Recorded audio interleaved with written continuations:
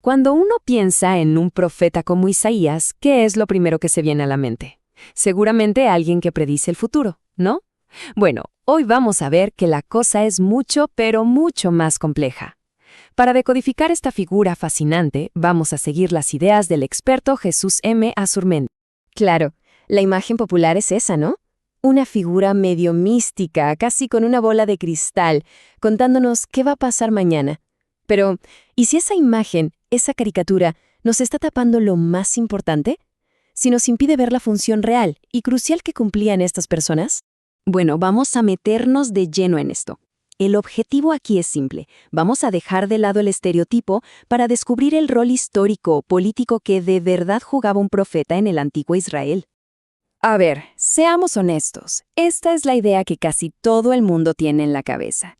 Que un profeta, gracias a una conexión especial con lo divino, pues sabía lo que iba a pasar y lo anunciaba.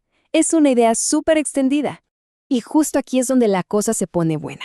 Porque esa idea, aunque sea la más popular, se queda muy, muy corta. La realidad es mucho más profunda y, la verdad, mucho más relevante para entender su mundo y hasta el nuestro. Para entender lo que algo es, a veces lo mejor es empezar por aclarar lo que no es. Así que empecemos por ahí, derribando un par de ideas que no son tan exactas. Primero que nada, y esto es clave, los profetas bíblicos no eran ni adivinos ni astrólogos. Ojo con esto. Mientras que un adivino usaba técnicas, no sé, leer las entrañas de un animal o las estrellas para descubrir el futuro, el profeta hacía algo totalmente distinto. Interpretaba el presente a la luz de un mensaje divino. Son dos cosas que no tienen nada que ver. Y acá viene una diferencia súper sutil, pero importantísima. A ver, ¿los profetas tenían visiones? Sí, claro que sí. Pero su identidad no venía de ahí. Eran por encima de todo gente de la palabra. La visión era como una herramienta más, pero el mensaje, lo que decían, eso era el centro de todo.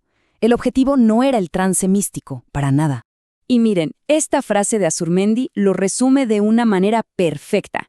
El profeta no es el hombre de la visión, sino de la palabra. Ahí está, esa es la clave para entenderlos. No andaban buscando una experiencia mística por el simple hecho de tenerla. Eran portadores de un mensaje súper concreto y por lo general bastante urgente. Ok, entonces, si no eran adivinos que veían el futuro, ¿qué eran? Pues eran, ni más ni menos, que los mejores analistas del presente. Eran los que leían con más claridad lo que estaba pasando en su propia época. Pero, a ver, ese análisis no se lo sacaban de la manga.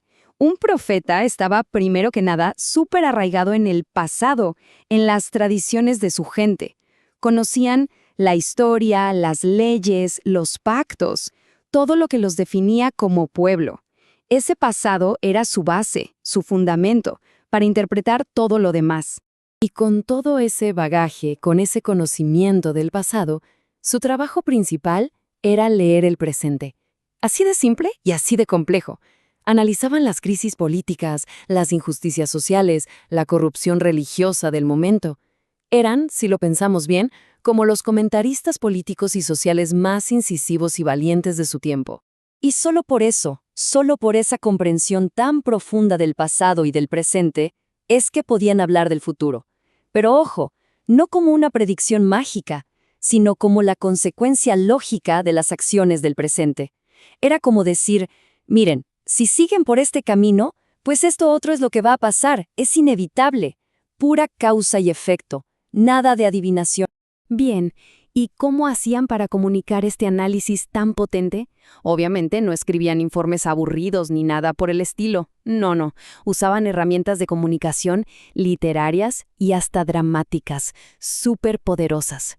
Azurmendi nos habla de una verdadera caja de herramientas del profeta. Fíjense, podían usar relatos, o sea, contar historias. Podían pronunciar oráculos. Hacían acciones simbólicas, imagínense, casi como una performance en plena calle para que la gente entendiera. O usaban parábolas. Todo, absolutamente todo, giraba en torno a comunicar una palabra. De todas estas herramientas, el oráculo era quizás la más potente. ¿Qué era? Pues una declaración directa, solemne, hecha en nombre de Dios. No era yo opino que. Era así dice el Señor. Y claro, de ahí venía toda su autoridad, pero también todo su peligro, ¿no? Y esto es importantísimo entenderlo. Los profetas no hablaban en el aire. Isaías, por ejemplo, vivió y habló en uno de los momentos más caóticos y violentos de la historia de su pueblo. Hacía falta alguien que pudiera leer el presente, porque el presente era una auténtica tormenta. A ver, pongámonos en situación. En apenas unas décadas, Isaías vio cómo surgió un imperio implacable, el neoasirio. Vio cómo estallaban guerras que se tragaban a sus vecinos.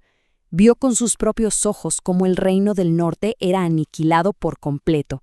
Y por si fuera poco, terminó viendo a ese mismo ejército a las puertas de su ciudad, de Jerusalén. Esto no era teoría política, era una crisis de supervivencia total. Y esa imagen lo dice todo. El trabajo de un profeta no se hacía en una biblioteca tranquila. Se hacía en las cortes de los reyes, en las plazas públicas, en medio de negociaciones de alianzas militares y amenazas de invasión. Estaban en el ojo del huracán. Así que el punto central, la gran conclusión de Azurmendi, es esta. El rol del profeta se forja en el fuego, en la crisis. No son pensadores de tiempos de paz, son las voces que se levantan justo cuando todo parece a punto de colapsar. En resumen, ¿qué hemos visto? Pues que hemos pasado de esa imagen del adivino con su bola de cristal a la del analista político, del místico al intelectual público que se mete en el barro. Alguien que leía los signos de los tiempos, pero no en las estrellas, sino en los movimientos de tropas y los decretos de los reyes. Y todo esto nos deja con una pregunta final, que es quizá la más importante. Si el trabajo de un profeta era, antes que nada, leer su propio tiempo, ¿cómo cambia eso la forma en que leemos sus palabras hoy, miles de años después? Nos obliga a cambiar el chip por completo, ¿no? Nos obliga a leer con otros ojos, a buscar no solo predicciones, sino principios eternos sobre la justicia, el poder y la sociedad.